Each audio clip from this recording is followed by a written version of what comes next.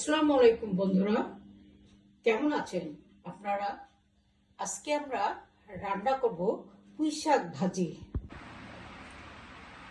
পুঁই শাক ভাজি রান্না করতে আমাদের যেসব উপকরণ লাগবে তা হল, প্রথমত পুঁই শাক ভাজি।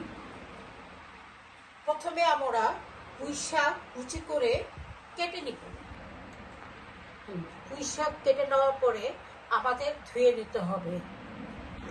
এরপর আমরা নিব পেঁয়াজ, রসুন, মরিচ, কাঁচামরিচ।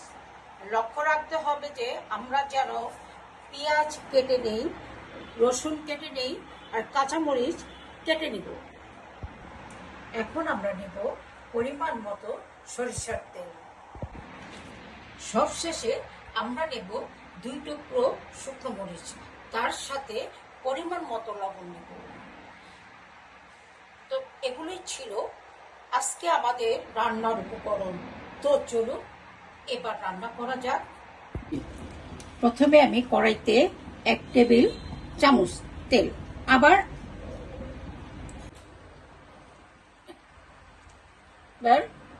এবার আর 1 টেবিল চামচ দিলাম। এই আমার 2 টেবিল চামচ লাগতেছে পুঁই শাক ভাজি করতে। আবার দিব 2টা শুকনো মরিচ ফালি। এবার দিব পরিমাণ মতো পেঁয়াজ কুচি।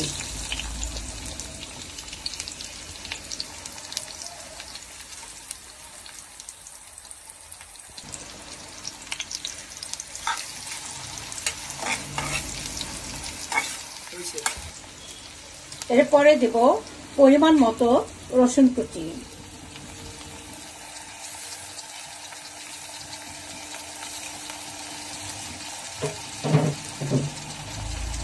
এবার এগুলো একটু নাড়াচাড়া করে নিই।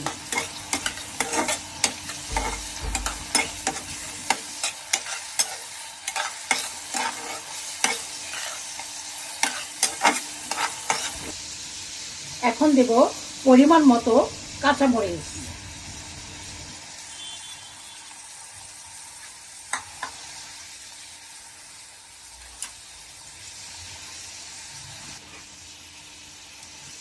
এবার এগুলো নাড়াচাড়া করি যাতে ভাজা ভাজা হয়।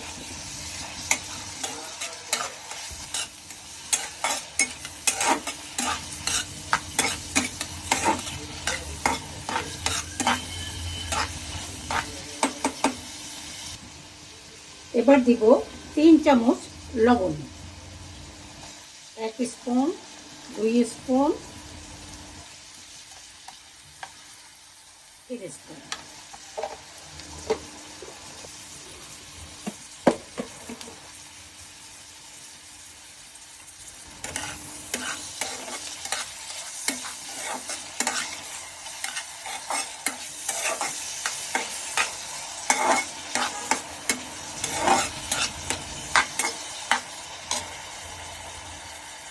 এবার তাপ বাড়াবো, আগুনটা বাড়াবো।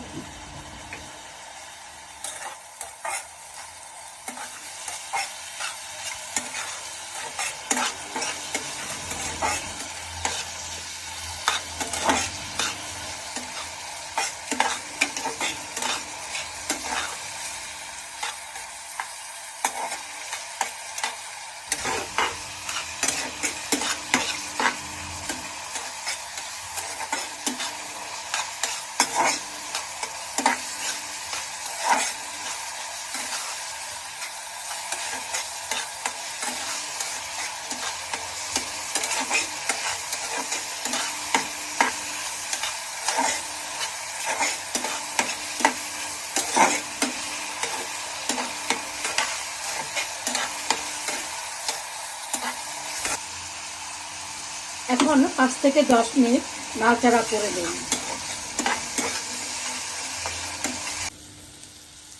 এই পেঁয়াজ রসুন যখন হালকা ব্রাউন কালার হবে তখন পুঁই শাকটা ঢেলে দিতে হবে।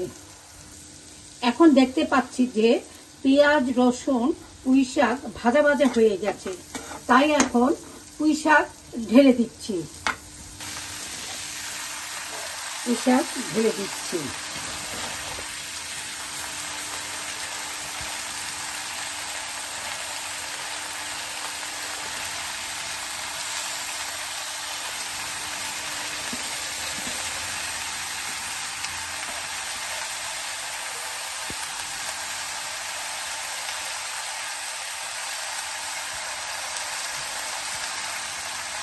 এখন ঢাকনা দিয়ে দিলাম। তারপরে পুঁই শাক যখন সিদ্ধ হবে 5 মিনিট পরে ঢাকনা খুলে দিতে হবে। আমি দেখতে পাচ্ছি যে পুঁই শাকটি সিদ্ধ হয়ে গেছে। এবার আমি ঢাকনাটা খুলে নাড়াচাড়া করব। খুলে দিলাম ঢাকনাটা।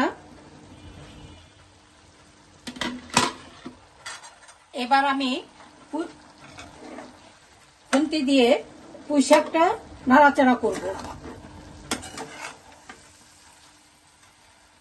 সুন্দর সেন্ট বেরিয়ে গেছে, দেখেছেন? আমার মতো করে রান্না করবেন।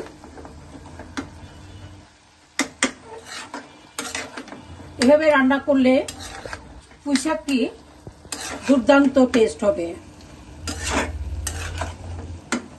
অনেক মজাদার। পুঁই শাকটা সবারই মজা লাগে। পুঁই শাক ভাজি সবাই খায়, শুধু ভাজি নয়, কেউ ইলিশ মাছ দিয়ে চচ্চড়ি করে, কেউ মুসুরির ডাল দিয়ে চচ্চড়ি করে। সে পুঁই শাক দিয়ে অনেক আইটেম করা যায়।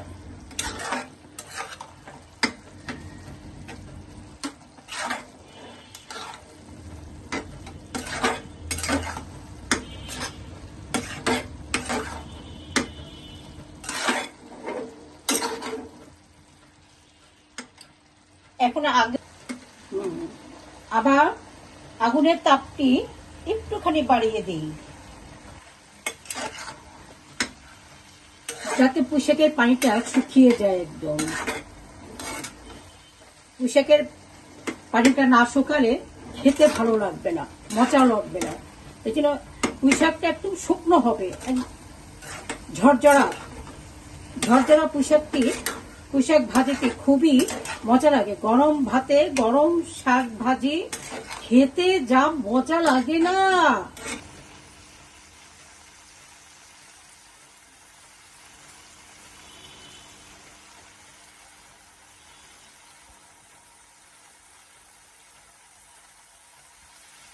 আর পুঁই শাকটি আমি নেড়ে চেড়ে দেখবো পুঁই শাকটি হয়েছে কিনা। যখন আমি নামাবো পুঁই শাকটা ঝরঝরে হতে হবে। ঝরঝরে হয়ে গেলেই আমি পুঁই শাকটি নামিয়ে নেব। আমি দেখতে পাচ্ছি আমার পুঁই শাকের পানিটা শুকিয়ে গেছে, অর্থাৎ আমার রান্নাটা শেষ হয়ে গেছে। এই ভিডিওটি যদি আপনাদের ভালো লাগে, তাহলে একটি করে লাইক দিয়েন।